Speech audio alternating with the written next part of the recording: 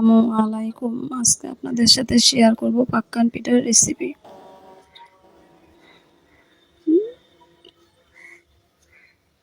চলেন মূল ভিডিওটি দেখি। এখানে আমি একটি পাতিলে পানি বসিয়ে দিয়েছি, পানি বলক চলে আসছে। দিয়ে দিলাম পরিমাণ মতো লবণ। লবণটা আমি নেড়েচেড়ে পানির সাথে মিশিয়ে নেব। দিয়ে দেব 1.5 কাপ চালের গুঁড়ি।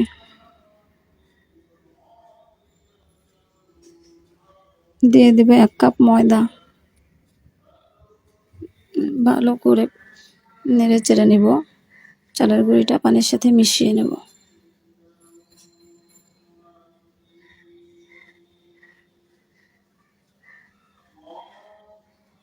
এখন আমি কিছুক্ষণের জন্য ঢাকনা দিয়ে ঢেকে রাখবো।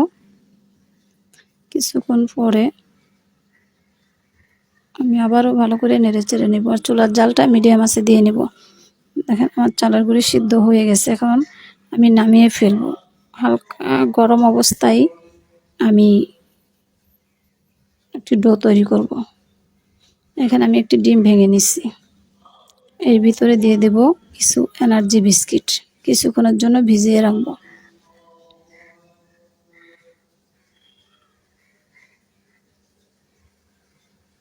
আমার চালের গুঁড়িটা হালকা গরম আছে, তাই আমি পানি নিয়ে নিলাম। আমি হাত ভিজাবো আর এই চালের গুঁড়িটা মথতে থাকবো। এটা শক্তি দিয়ে ভালো করে মথে নিতে হবে, যেহেতু পাক্কান পিঠা বানাবো।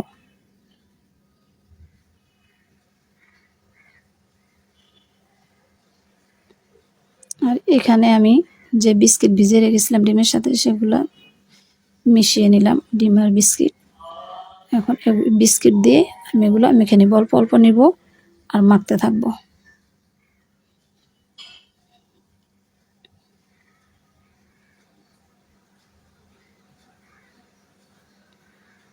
এখানে নিয়ে নিচ্ছি আমি তেল অল্প অল্প নিব, মাখতে থাকবো।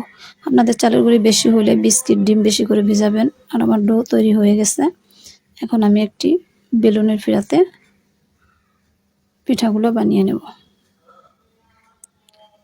আমি আমার মতো করে ডিজাইন করে নেব। আপনারা আপনাদের মতো করে যে যেভাবে পারেন পিঠাগুলো নকশি করে নেবেন।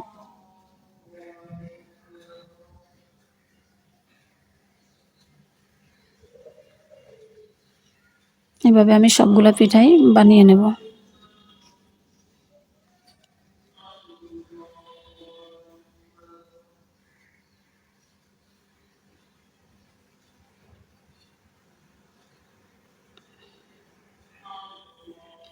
দেখেন আমার সবগুলা পিঠাই বানানো হয়ে গেছে।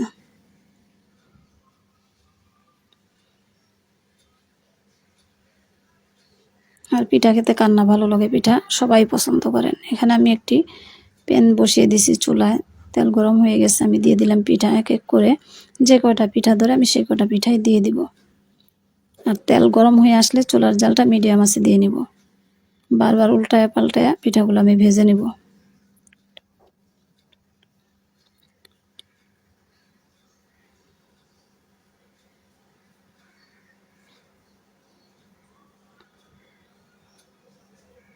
এখন আমি পিঠাগুলো উল্টিয়ে দিলাম। দেখেন ফুলে উপরে তেলের উপর উঠে গেছে, কালারটাও সুন্দর চলে আসছে। আমি আবারও উল্টিয়ে দেব আর একটু কালার করে নেব। এভাবে আমি সবগুলো পিঠাই ভেজে নেব। আর আমার ভিডিওটি ভালো লাগলে লাইক শেয়ার কমেন্ট করে দিবেন, ফলো দিয়ে পাশে থাকবেন। পিঠা হয়ে গেছে। এভাবে আমি সবগুলো পিঠাই ভেজে নেব।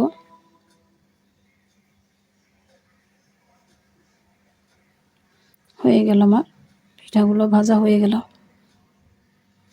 এখন এখান থেকে আমি কিছু পিঠা ভিজাবো, কিছু পিঠা শুকনা খাবো।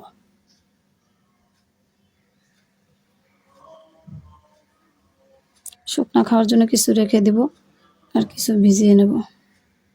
এখানে আমি দুধ চুলায় বসিয়ে দিছি, দিয়ে দিলাম তেজপাতা, দারচিনি, এলাচ, লবণ পরিমাণ মতো। নেড়ে চেড়ে একটু দুধের সাথে মিশিয়ে নেব। দিয়ে দিব চিনি। চিনিটা যে যেভাবে মিষ্টি খান সেই অনুযায়ী দিয়ে দিবেন। দুধটা আমি 15-20 মিনিট জাল দিয়ে নেব। আমার হয়ে গেছে দুধগুলো জাল দেওয়া। এখন আমি এই দুধ একটা বাটিতে নামিয়ে নেব। আমি 5-6টা পিঠা এখানে ভিজিয়ে রাখবো, আর 1-1.5 ঘন্টা আমি ভিজিয়ে রাখবো, তাতে পিঠা ফুলে বড় হয়ে যাবে।